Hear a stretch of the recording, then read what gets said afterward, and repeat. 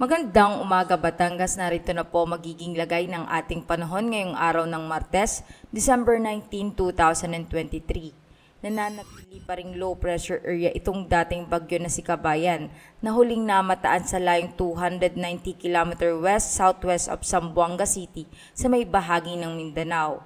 Mababa pa rin naman ang tsansa na ito'y lumakas at muling maging bagyo, subalit patuloy pa din ang pag-monitor nito sa mga susunod na araw.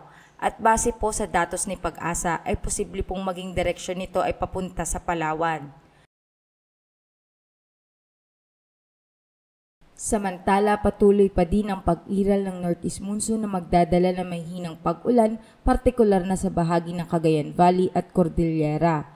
Habang ang shearline o linya kung saan nagtatagpo ang malamig at mainit na hangin, ang siya namang magdadala ng mga pag-ulan sa bahagi ng Bicol Region, Aurora at Quezon. Para naman po sa probinsya ng Batangas ay makakaranas po tayo ng bahagyang maulap hanggang sa maulap na kalangitan na may mataas na tsansa ng pag-ulan, dulot nga po yan ng mga kaulapan na dala nitong shearline. Sa hilagang parte ng Batangas ay may 73% tsansa ng pag-ulan.